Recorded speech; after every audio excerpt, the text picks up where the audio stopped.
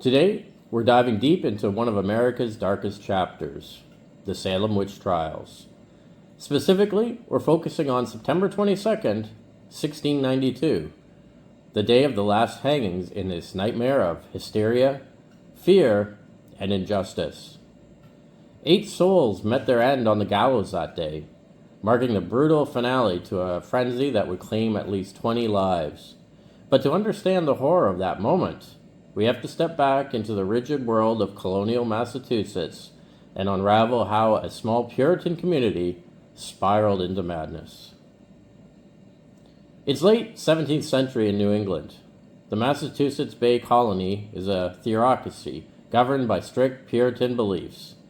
These folks fled England to escape religious persecution, only to build a society where dissent was seen as a direct challenge to God. Superstition ran deep. The devil was real. Witches were among them, and any misfortune could be blamed on supernatural forces. The year is 1692, and the colony is on edge. King William's War rages on the frontiers, pitting English settlers against French and Native American forces.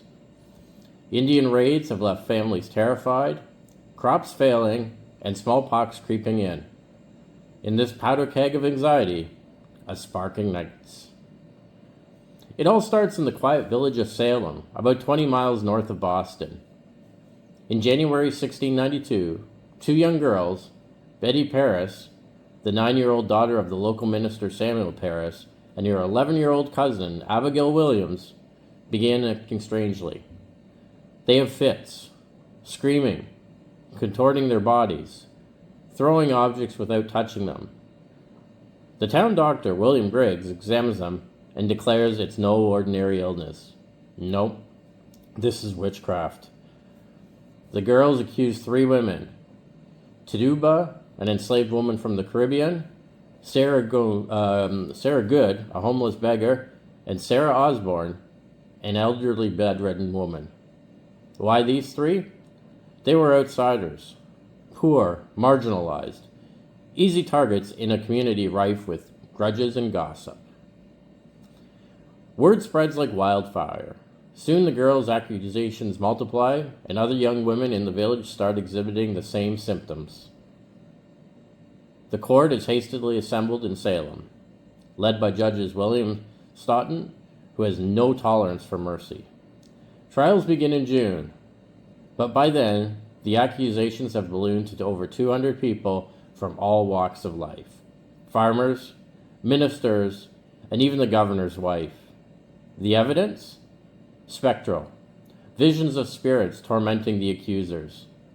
Confessions extracted under duress. And the infamous spectral evidence, where a person's spirit could allegedly harm others without their body's involvement. No physical proof needed, just the word of hysterical teens. The first to hang are Bridget Bishop on June 10th, followed by more in July and August.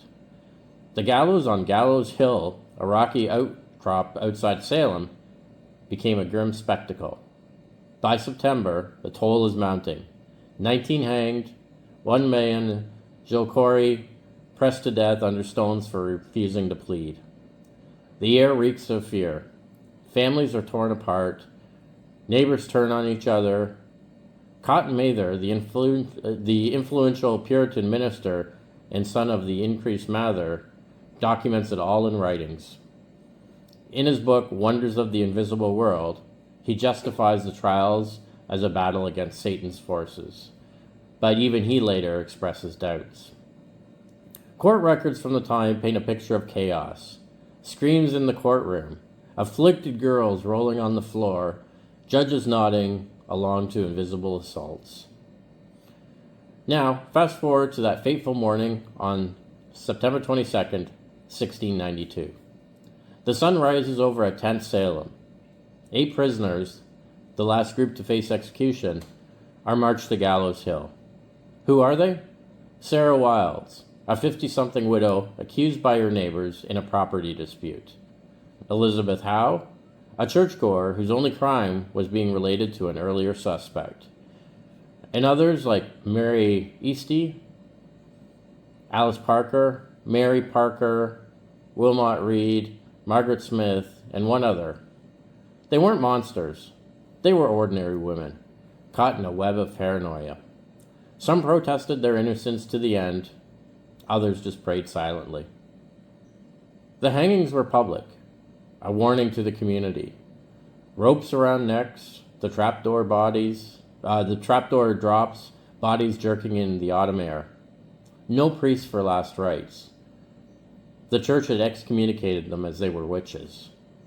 Eyewitness accounts, sparse as they are, describe a somber crowd, but for many, it was just another grim duty in the name of purity. By day's end, the executions totaled 19 by hanging, plus quarries crushing. The trials had peaked, but cracks were showing. Even as the ropes tightened, influential voices like Increase Mather began questioning the spectral evidence. His pamphlet, Cases of Conscience, argued that it was unreliable, swaying public opinion. What drove this hysteria? Historians point to a toxic mix. Social tensions between Salem Village and the more prosperous Salem town, economic strains from frontier wars, ergot poisoning from tainted rye, causing hallucinations, and the rigid gender roles that made women easy scapegoats. Puritan fears of the devil were amplified by millennial anxieties. Some believed the world was ending, and witches were harbingers.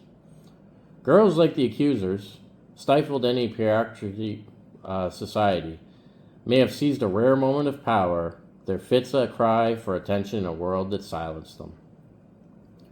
The aftermath was swift and shameful. By October, Governor William Phipps dissolves the special court, his wife having been accused. Trials fizzle out, no more executions. In 1697, the Massachusetts General Court delays a day of fasting and repentance.